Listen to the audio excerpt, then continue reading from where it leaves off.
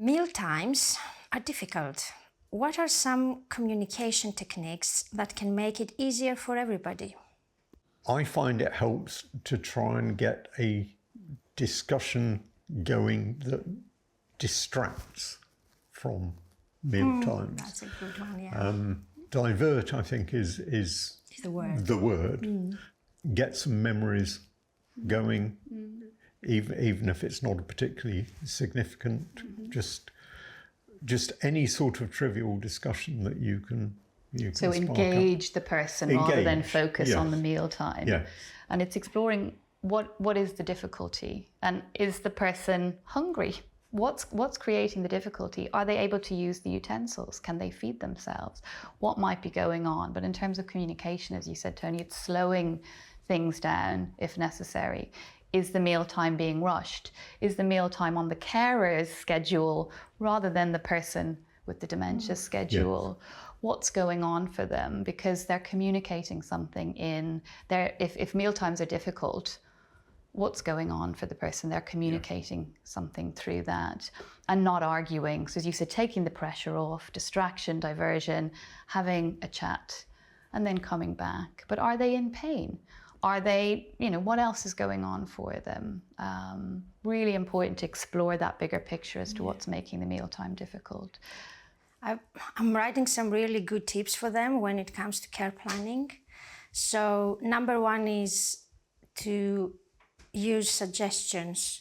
So when you start asking questions like, would you like to eat? They will say no.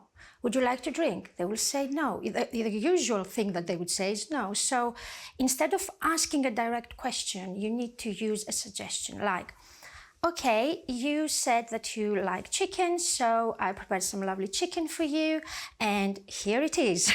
Yes. And you present the food and you put it right in front of them in a not noisy table, like this one, for example, right? That it has a solid color, and then you use a solid color of a plate, nothing, so that you can put the food in and they can actually see it.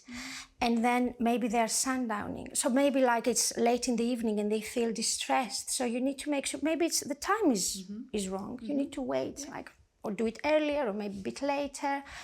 And then explain to them, okay, now pick up the fork. You literally need to say word by word what they need to be doing, because the main issue when somebody is living with dementia is finding the sequence. Like, what's the sequence?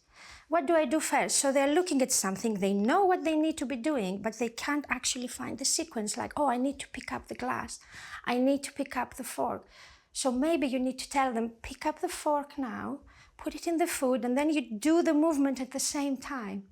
And I know it sounds like strange, but it actually works, because if you consider it, as we said, as a disability, part of the disability is for them to find the sequence. Like, what do I need to be doing?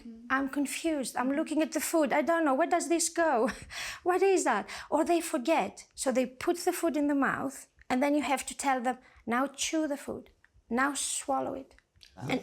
There's an element of loss of control here in that they are very probably used to cooking and preparing their own food at their own schedule when they are hungry.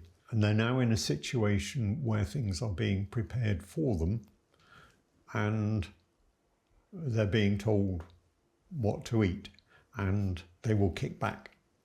So the more you can involve them in preparing the meal, in making decisions about it, setting the table.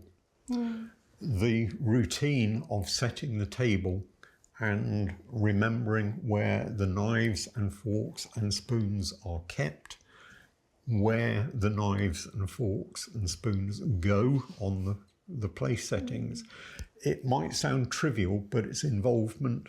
Contribution, isn't it, is Yes. essential. Everyone Yes. needs to feel they have a role, and having dementia doesn't exclude you from that. So never say, no, it's all right, I'll do that. No. That's Even if doubly it- disabling. Even if it takes them 20 minutes to set the place out, Absolutely. it's more therapeutic for them to set the place out, Absolutely. rather than for you to say, no, don't worry, I'll do it. There's a lot of research around how getting dressed, ready to eat, affects how well a person living with dementia eats. So if they're actually nicely dressed and if they're prepared, they feel better and they might eat a bit better. We do need to respect people's traditions and habits. When my father-in-law was suffering from dementia, the instinct was to dress him in something that didn't matter, in what I think are called jogging pants or something these days.